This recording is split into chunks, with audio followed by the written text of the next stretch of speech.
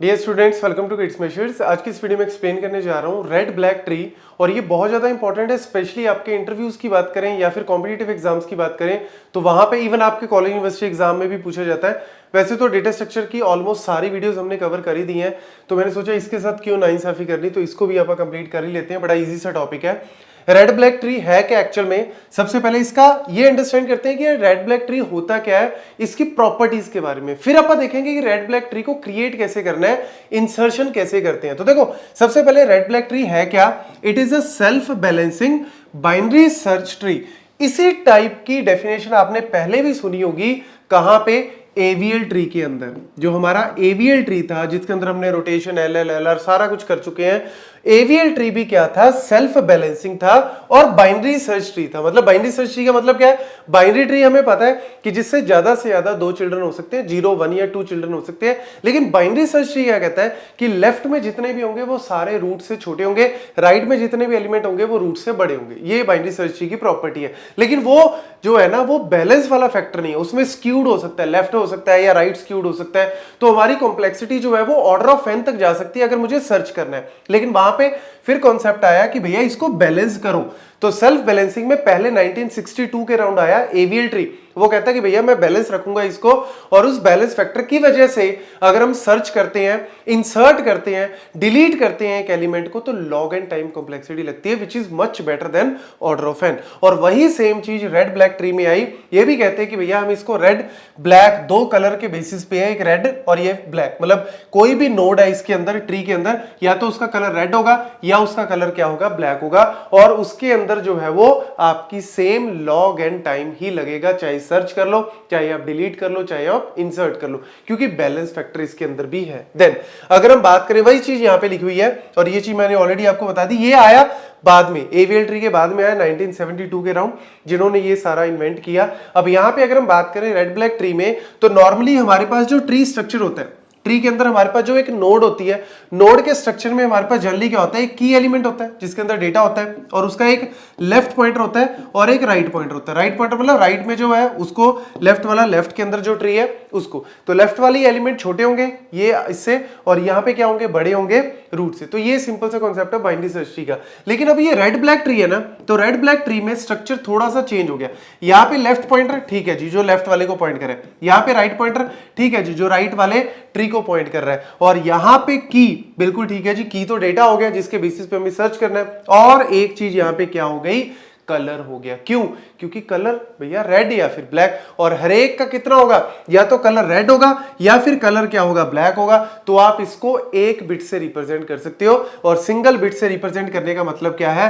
या तो 0 रिप्रेजेंट कर दो या 1 रिप्रेजेंट कर दो। मतलब 0 आप फिक्स कर दो कि भैया ब्लैक के लिए 0 है, 1 आप फिक्स कर दो कि भैया रेड के लिए, और अब इसको वाइस वर्सा भी कर सकते हो। लेकिन पता तो है ही ना कि दो ही वैल्यू है, तो ऑब्वियसली 0 या 1 में आप इसको फिक्स कर सकते हो। तो ये इसका एक बेसिक स्ट्रक्चर है। लेकिन जब हम बाइनरी सर्च ट्री में बात करते हैं कि भैया ठीक है, लेफ्ट राइट हमें सारी कहानी पता लग गई, एवीएल ट्री की भी हमने बात कर ली, लेकिन यहां पे कुछ प्रॉपर्टीज है रेड ब्लैक ट्री के अंदर जो हमें फॉलो करनी पड़ती है, तभी हम बोलेंगे कि ये वाकई में रेड ब्लैक ट्री है।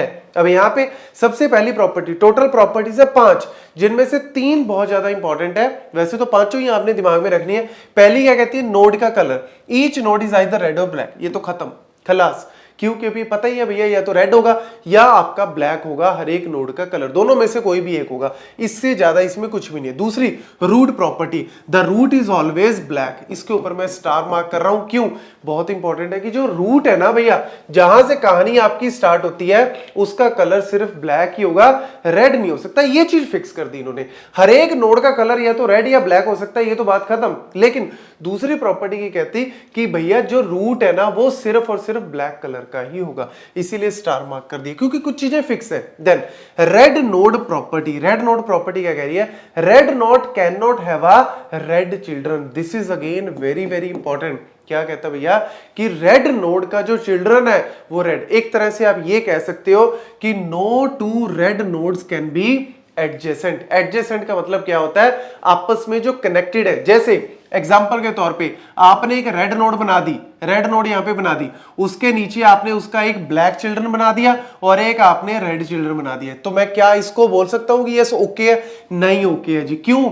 क्योंकि रेड के नीचे रेड आ गया। और ये क्या कहता है कि एडजेसेंट नहीं होने चाहिए, आपस में जो कनेक्टेड है वो एडजेसेंट होते हैं, और वो आप मतलब नेबर होगी। तो नेबर कभी भी रेड रेड नहीं हो सकते इकट्ठे। ऐसे अगर आप बोलो कि सर इधर रेड बना देते हैं, इधर रेड बना देते हैं, भैया नेबर तो नेबर ही है ना, तो यहां पे कहीं ना कहीं आपके कॉन्फ्लिक्ट आएंगे, तो ये चीज नहीं हो सकती। हाँ, अगर मैं बोलूं कि भैया ये मेरा ब्लैक है और इधर मेरा रेड है और इधर मेरा रेड है, क्या ये हो सकता है? हाँ जी, ये हो सकता है, क्योंकि ये आपस में नेबर नहीं है, आपस में कोई डायरेक्ट कनेक्शन नहीं है, तो ये एडजेसेंट नहीं है, ये अलाउड है। बस ये सिंपल सा फंडा हमेशा याद रखना कि no two red node can be adjacent. R conflict है इसके अंदर, बीच में ब्लैक होना चाहिए, अदरवाइज पंगा पड़ जाएगा। देन ब्लैक डेप्थ प्रॉपर्टी, अभी एग्जांपल से आपको और आइडिया होगा, ये वाली प्रॉपर्टी थोड़ी सी आपको समझने में टाइम लगेगा। देन ब्लैक डेप्थ प्रॉपर्टी क्या कहता है? Every path from a node to its descendant leaf must have the same number of black node. बड़ी सिंपल सी है, दिखने में थोड़ी डेंजरस सी लग रही है, ये भी इंपॉर्टेंट है। क्या कहता है? कुछ नहीं है, आप किसी भी नोड से चलना स्टार्ट करो, आप किसी भी नोड से चलना स्टार्ट करो, पूरे ट्री में किसी भी नोड से चलना स्टार्ट करो। आपने अगर लेफ्ट की तरफ चलना स्टार्ट किया है तो टोटल नंबर ऑफ आप ब्लैक जो नोड्स है वो काउंट कर लो, और फिर उसके बाद उसी नोड से राइट की तरफ चलना स्टार्ट करो, तो इधर जो ब्लैक आए थे और इधर जो ब्लैक आए थे, दोनों का काउंट हमेशा सेम होना चाहिए। ऐसे ना हो कि लेफ्ट की तरफ गए तो 3 ब्लैक थे, राइट की तरफ गए तो 4 ब्लैक हो गए, भैया फिर ये रेड ब्लैक ट्री नहीं है। तो किसी भी नोड से चलना स्टार्ट करोगे तो अगर एक पाथ में आपको नंबर ऑफ जो रेड आपके ब्लैक है वो x मिले, तो दूसरे पाथ में भी नंबर ऑफ ब्लैक आपके x ही होने चाहिए, सेम ही होने चाहिए। वो चीज हम यहां पे चेक भी करते हैं। लास्ट प्रॉपर्टी, पहले प्रॉपर्टी कंप्लीट कर लेते हैं। लीफ नोड, लीफ नोड क्या कहती है? ऑल लीफ नोड्स, जिसको हम नल या फिर निल नोड भी बोल देते हैं, are black and do not store any data. क्या कहता है? कुछ नहीं है, जितने भी हमारे पास, ये देखो ये हमारा क्या है, एक तरह से लीफ नोड है, ये सारे के सारे क्या है? लीफ नोड है। ये लीफ नोड जितने भी हैं इनको हम निल नोड भी कहते हैं। इसके अंदर कहता है कोई डेटा नहीं स्टोर होगा, ये सिर्फ इसको ग्राफ को बनाने में, ट्री को बनाने में हेल्प कर रहे हैं, लेकिन ये हमेशा ब्लैक कलर के ही होंगे। तो इसीलिए ये वाली 2 प्रॉपर्टीज तो आपकी सिंपल है, ये तो याद रखने वाली मेन प्रॉपर्टीज है आपकी ये 3, और इसी के बेसिस पे आप इसको चेक कर लेते हैं। लेट्स सपोज यहां पे थोड़ा आपको और आइडिया हो जाएगा। सबसे पहली प्रॉपर्टी क्या कह रहा है कि भैया रेड या फिर ब्लैक होना चाहिए, बात खत्म। दूसरी प्रॉपर्टी क्या कहता है? जो रूट है वो क्या होना चाहिए? आपका ब्लैक। बिल्कुल ठीक है जी, दूसरी प्रॉपर्टी भी। तीसरी प्रॉपर्टी क्या कहती है?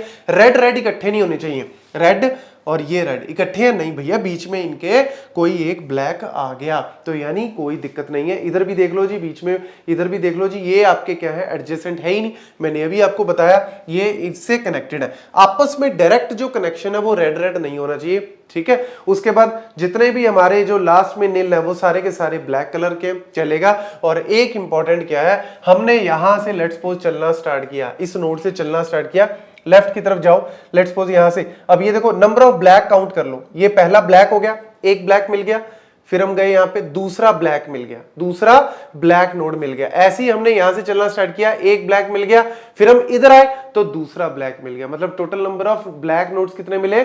2 मिले। ऐसी अगर मैं बात करूं यानी सेम मिले, अगर मैं यहां से यहां चलना स्टार्ट करूं, यहां पे एक था और यहां पे दूसरा मिल गया, यहां से चलना स्टार्ट किया, एक था और ये दूसरा था। आप इसको नहीं भी काउंट करते तब भी चलेगा, लेकिन ऑब्वियसली काउंट कर लोगे तब भी कोई फर्क तो पड़ेगा ही नहीं। यानी आप चाहे किसी भी पाथ की तरफ चलते जाओ, किसी भी पाथ की तरफ चलते जाओ, आपके जो नंबर ऑफ ब्लैक नोड्स होंगे वो हमेशा सेम काउंट के होने चाहिए, सेम नंबर होने चाहिए, डिफरेंट नहीं होना चाहिए। यही इसकी मेन प्रॉपर्टीज है, और इन्हीं प्रॉपर्टीज के बेसिस पे ही आप चेक कर सकते हो कि whether it is a red black tree और नो। अब नेक्स्ट वीडियो में हम लोग बात करेंगे इसकी इंसर्शन की, कि हम कैसे एक एक करके इंसर्ट करते हैं। बड़ा ध्यान से सुनना, लेकिन पहले ये सारे पॉइंट्स नोट कर लो।